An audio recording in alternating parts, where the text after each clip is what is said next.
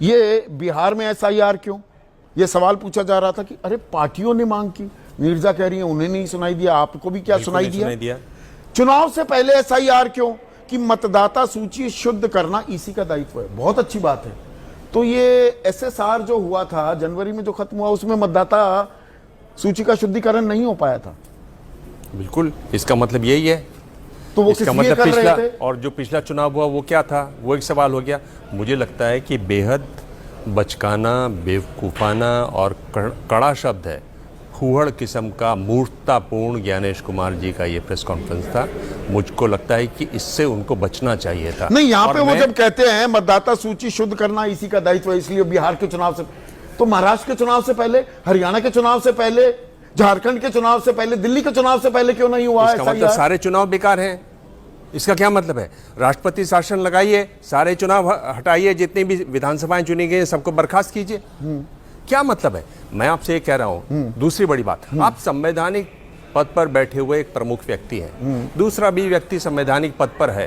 आप क्या मीडिया के थ्रू बात कर रहे हैं? राहुल गांधी से आपको बात करनी है, उनको ऑफिस बुलाइए, उनसे बात कीजिए ना। हाँ। ये क्या बदतमीजी है? हाँ। कि आप मीडिया के थ्रू बात कर रहे हैं और धमकी दे रहे हैं। हाँ, 7 दिन में आप, वरना झूठे हो। हाँ, वरना मैं देख लूंगा। हाँ। आ जाना, वरना तुम झूठे। अरे क्या है? आप देंगे शपथ पत्र?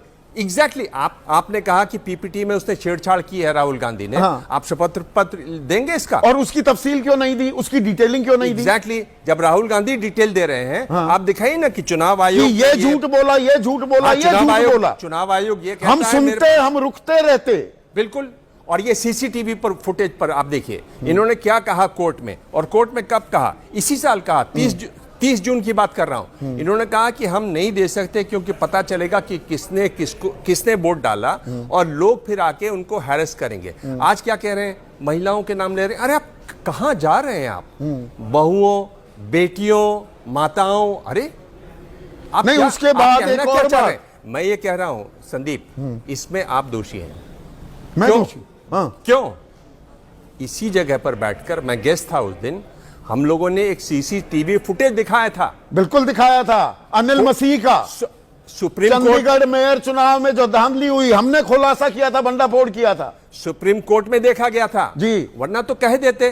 क्या कहा इन्होंने कि ये मतदान पत्र फाड़ने की कोशिश कर रहे थे, बदमाशी कर रहे थे, ये गलत थे। आम आदमी पार्टी वाले पर यही कहा था ना, बिल्कुल था। यहां पर खुलासा हो गया। अब आप ऐसे खुलासे करेंगे तो सीसीटीवी फुटेज कौन अब अगला सवाल जो पूछा जा रहा था, भाई 6 महीने में ये 22 लाख लोग कैसे मर गए? क्योंकि एसएसआर हुआ था, स्पेशल समरी रिवीजन। वो कह रहे हैं नहीं 6 महीने नहीं, 20 साल का आंकड़ा है। अब ये आपके गले उतरता है? 20 साल में 22 लाख लोग मरे हैं, और ये अब पता लग रहा है। और ये साबित कैसे हो रहा है?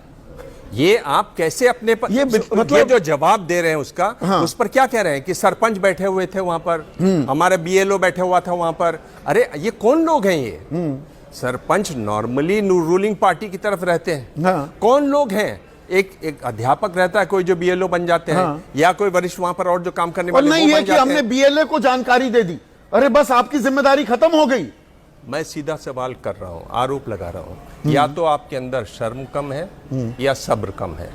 अब ये डरने की जो बात आ रही थी, एक बड़ी खबर आ गई। एक सेकंड दिबांग, वोट चोरी की सच्चाई सामने लाएंगे, राहुल गांधी कह रहे हैं हम भी नहीं डरते किसी से। अब यहां वो जो डर गया सो मर गया, तो कोई नहीं डरा है। कौन डरा है फिर? और मर कौन रहा है? लोकतंत्र मर रहा है क्या? आप जब संवैधानिक पद पर बैठे हुए इस तरह से बात करेंगे तो वो तो पॉलिटिशियन है, जवाब देंगे। और मैं ये पूछ रहा हूं, सब्र कम है या शर्म कम है? ये मुद्दा सुप्रीम कोर्ट में है, नागरिकता वाला, कि नागरिकता आप तय कर सकते हैं कि नहीं। आप उसको क्यों प्रेस कॉन्फ्रेंस में उसके बारे में बात करते हैं? आपको चुप रहना चाहिए, कोर्ट को डिसाइड करने देना चाहिए। आप क्यों, क्या आप दबाव डालना चाहते हैं सुप्रीम कोर्ट पर? क्यों आपने इस सवाल का जवाब क्यों नहीं दिया कि आप आधार को पहचान क्यों नहीं मान रहे? अब सुप्रीम कोर्ट ने तो कह दिया ना अपने अंतरिम आदेश में। और क्या मतलब, आप जो प्रेस कॉन्फ्रेंस कर रहे हैं किस लिए कर रहे हैं? अब तो ये बात हो गई कि साहब नाम तो कई बार आ सकते हैं। हाँ, नाम कई बार आ सकते हैं। हाँ, कई बार आ सकते हैं। भाई ये गलत नहीं, नाम तो आज आ ही सकता है। अरे आप क्या कह रहे हैं? जरा सोच के तो बात कर लेते हैं माय लॉर्ड। और इलेक्ट्रॉनिक वोटर लिस्ट क्यों नहीं? ये निजता का हनन 45 दिन तक नहीं होता, उसके बाद हो जाता है।